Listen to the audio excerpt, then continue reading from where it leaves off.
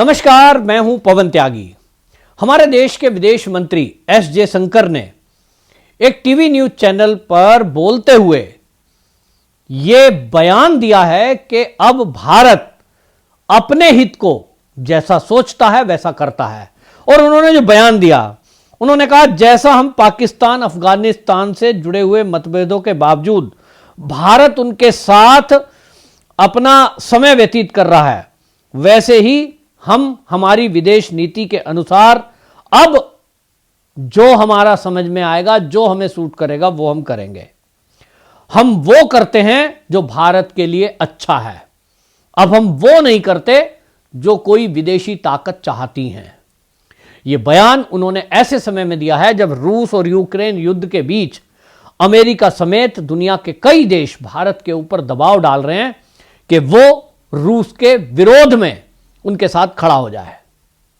ऐसे कई मौके आए कि जब चीन ने, अमेरिका ने गुटबाजी करके ये कोशिश की कि भारत को भी रूस के विरुद्ध वोट देने के लिए राजी किया जाए, लेकिन भारत ने ये तय कर दिया कि हम हमारी विदेश नीति हम अपने हिसाब से करेंगे।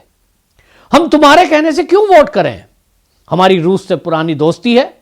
आज रूस जो भारत के साथ कर रहा है, युद्ध के मैदान के बाद भी हमको S-400 जो प्रणाली है वो हमको अमेरिका से कई करोड़ रुपए के कम कीमत में दी, सौदा हुआ। और उसके बाद भी चीन को जो प्रणाली दी गई है S-400, उससे उन्नत यानी उससे अच्छी क्वालिटी की दी गई।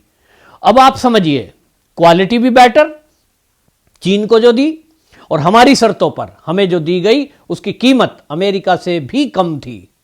लगभग 1000 करोड़ रुपए का फर्क उसमें कीमत में था।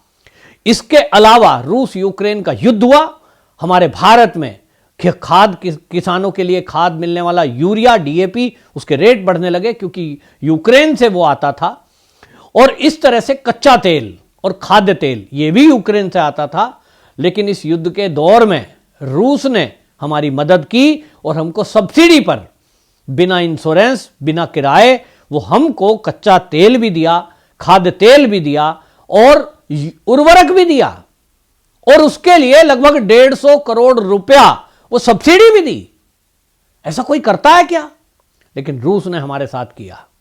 और इसलिए भारत ने तय कर दिया, जितने भी मंचों पर भारत को घेरने की कोशिश हुई, चाहे वो मोदी जी हो, चाहे विदेश मंत्री हो और चाहे रक्षा मंत्री, देश ने अपना एक स्टैंड क्लियर रखा कि हम, हमारे मित्र और हमारे दुश्मन, हम तय करेंगे हमारे हिसाब से। और इसलिए एस जयशंकर जी ने खुलकर कह दिया कि भाई अफगानिस्तान का जो मैटर है, जो पाकिस्तान का मैटर है, आप देखिए आतंकवाद पनप रहा है और इन दोनों देशों के आतंकवाद से भारत प्रभावित है।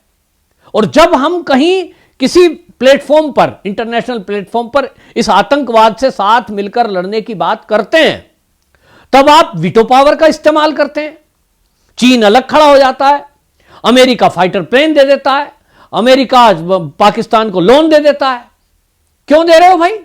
आप कह रहे हो साहब आतंकवाद से लड़ने के नाम पर। नहीं, ये ड्रामा अब नहीं चलेगा कि आप आतंकवाद के लड़ने के नाम पर उनको फाइटर प्लेन दे दें, आप उनको जो है पैसा दे दें और वो फिर उसी से छुरा खरीदकर भारत की पीठ में छुरा घोंपे। अब एक्सपोज हो चुका है अमेरिका।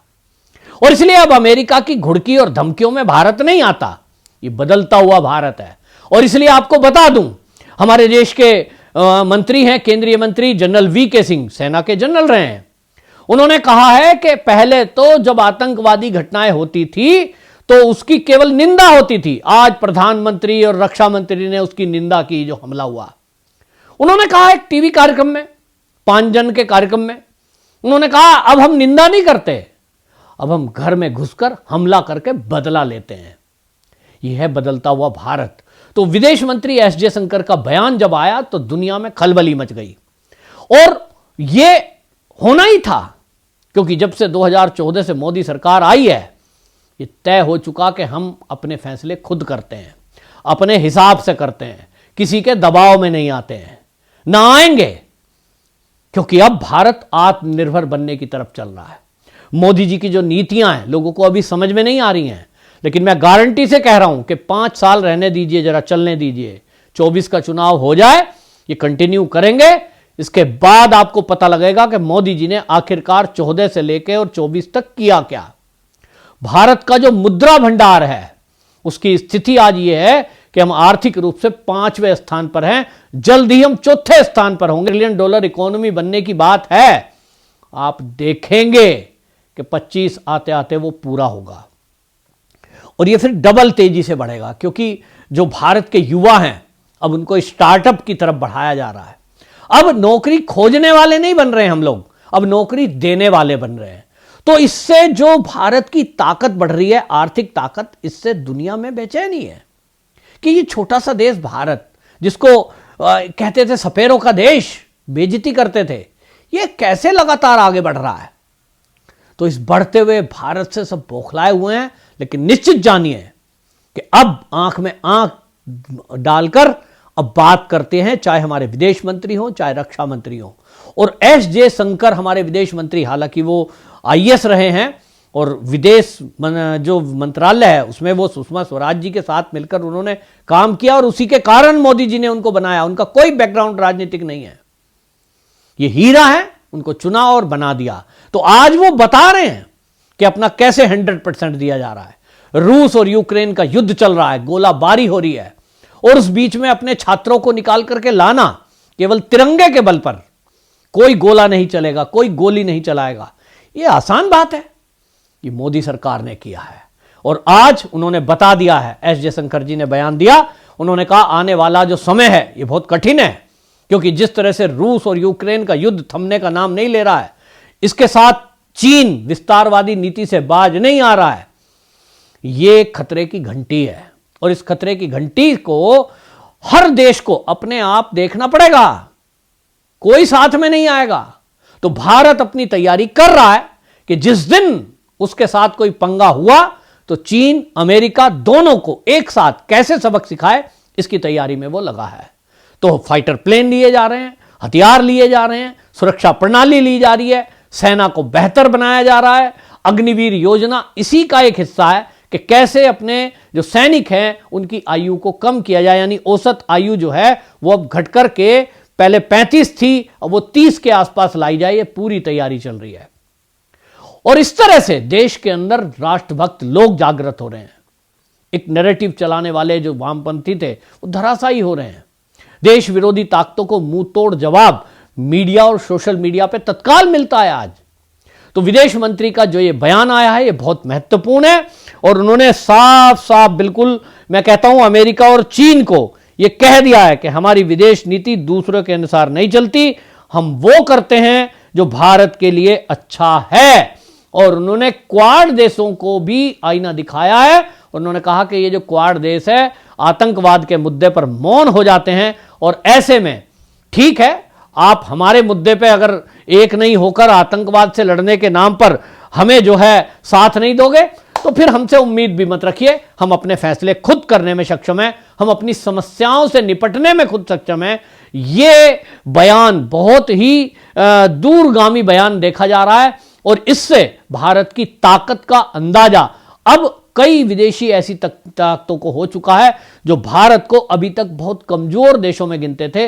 निश्चित जानिए इस बयान के बाद कम से कम अमेरिका और एक तरफ चीन, दोनों मुंह की खाए हैं। उनको लग ही नहीं रहा था कि भारत कभी ऐसा भी बोल सकता है, लेकिन भारत ने जो बयान दिया है बहुत सोच समझ कर दिया है। अब उसको अमेरिका की भी जरूरत नहीं है और आने वाले कुछ समय में आप देखेंगे कि उसको चीन की भी जरूरत नहीं रहेगी। हम खुद अपने प्रोडक्ट को तैयार कर रहे हैं, कच्चा माल भी खुद तैयार करने में बड़ी तेजी से विकास हो रहा है और दुनिया के ऐसे देशों को विकल्प के रूप में तलाशा जा रहा है जो चीन के और अमेरिका के बदले में हमको वो चीजें दे सकें जो हम चीन या अमेरिका से ले रहे हैं। हालांकि अमेरिका बैलेंस बनाकर रखता है, बीच के रिश्ते रखता है कि इधर भी और इधर भी, लेकिन भारत की भाषा जो एस जयशंकर जी ने बोली है उसमें जता दिया अमेरिका को कि अब एक तरफ आपको फैसला करना पड़ेगा, आतंकवाद और विकास, ये दो रेल की लाइन के पैरेलल चलने वाली दो लाइनें, ये मिलकर नहीं चल सकती। और इसलिए फैसला आपको करना होगा कि आपको विकास के साथ आना है जो भारत करने में लगा है, या आतंकवाद के साथ आना है जो अफगानिस्तान और पाकिस्तान कर रहा है। तो एस जयशंकर के इस बयान से अमेरिका में खलबली मची है। देखते हैं अमेरिका पर क्या प्रभाव पड़ता है। राजनीतिक विश्लेषक के तौर पे मैं कह सकता हूं कि अमेरिका में आने वाले दिनों में आप देखेंगे कि एस जयशंकर के इस बयान मात्र से, ये खाली एक बयान नहीं है, ये एक योजना है, अमेरिका के अंदर खलबली मचेगी और जो बाइडेन की सरकार, मैं दावे से कह सकता हूं, अगली बार आनी नहीं है, चेंज होगा और ये मोदी इफेक्ट अमेरिका में भी आपको दिखाई देगा। बंदे